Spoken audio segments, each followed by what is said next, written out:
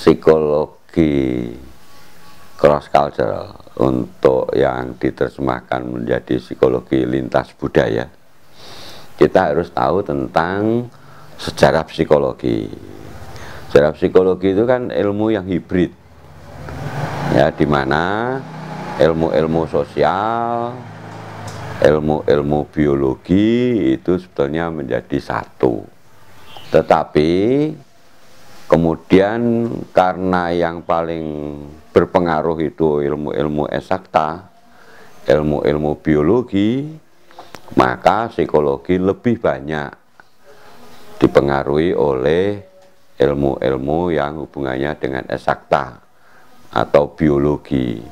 Sedangkan ilmu-ilmu sosial, ilmu-ilmu humaniora di dalam perkembangannya kurang berpengaruh. Baru kira-kira masuk akhir dari abad ke-20 muncul itu ilmu-ilmu psikologi yang banyak dipengaruhi oleh budaya-budaya. Maka ada psikologi multi budaya, psikologi lintas budaya, ada lagi ilmu psikologi yang hubungannya dengan kearifan-kearifan lokal yang ada di daerah tertentu.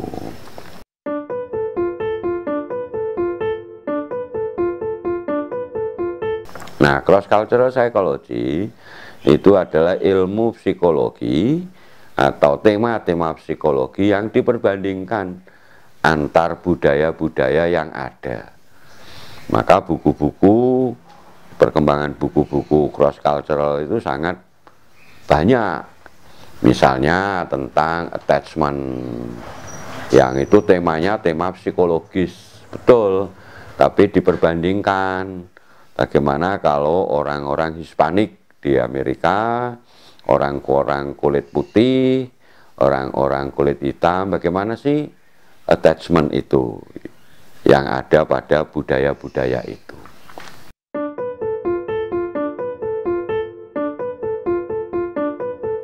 Metodologinya sebetulnya bisa kuantitatif, bisa kualitatif. Nah, kualitatif itu lebih mendalami, lebih dalam untuk mengetahui tentang misalnya kemandirian. Itu lebih dalam lagi. Kalau kuantitatif kan menggunakan skala-skala, sehingga tidak bisa mengetahui tentang kedalaman dari budaya itu yang mempengaruhi tentang emosi, attachment, atau yang lainnya. Dan kebanyakan model perbandingannya dengan metode kuantitatif. Tetapi akhir-akhir ini banyak juga perbandingan-perbandingan tema psikologi pada budaya-budaya yang ada dengan menggunakan metode kualitatif. Biasanya menggunakan etnografi. Ya, etnografi itu bisa kita pakai. Suatu contoh misalnya, bagaimana sih pola asuh etnis di Indonesia ini?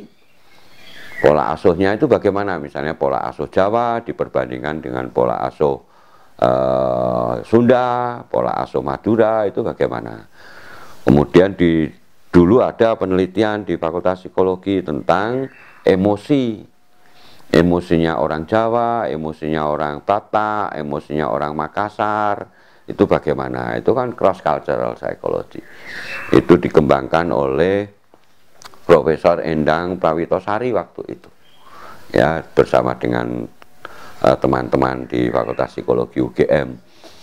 Dan kalau kita mau telusur betul sebetulnya penelitian-penelitian skripsi kita di Fakultas Psikologi ini ya sebetulnya banyak yang cross cultural, yang membandingkan dengan menggunakan metode kuantitatif.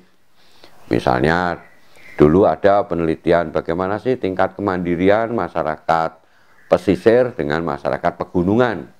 Itu kan cross cultural juga, karena masyarakat pesisir mempunyai budaya yang berbeda dengan masyarakat pegunungan cara kemandiriannya. Nah, untuk ke depan Fakultas Psikologi ini kan sudah punya pusat, ya, punya pusat CICP itu. Nah, di situ yang harus dikembangkan betul supaya psikologi di Indonesia ini betul-betul menelitinya itu tidak hanya dilihat dari psikologi itu ansih, tetapi dengan latar belakang budaya. Kemudian ada lagi yang mengembangkan tidak hanya cross cultural, tetapi ada yang mengembangkan transpersonal. Itu kan juga ada hubungannya dengan budaya setempat. Ya, satu contoh penelitian yang ada menggunakan paradigmanya psikoanalisis, tapi penelitian itu ada di suku terasing di Samoa misalnya, yaitu Margaret Mead. Itu sebetulnya bisa dilihat dari psikologi budaya, tapi bisa juga dilihat dari cross cultural, dibandingkan bagaimana perilaku remaja yang ada di suku Samoa, di etnis Samoa sana, dan yang di Amerika mesti berbeda. Nah, itu penelitian-penelitian itu luas. Apalagi kalau kita melihat jangan cross culturalnya, jangan lihat individu psikologinya, tapi dilihat psikologi budaya. Itu lebih luas lagi. Nah, itu saya kira untuk pengantar materi tentang psikologi cross cultural. Sekian untuk pertemuan ini. Terima kasih.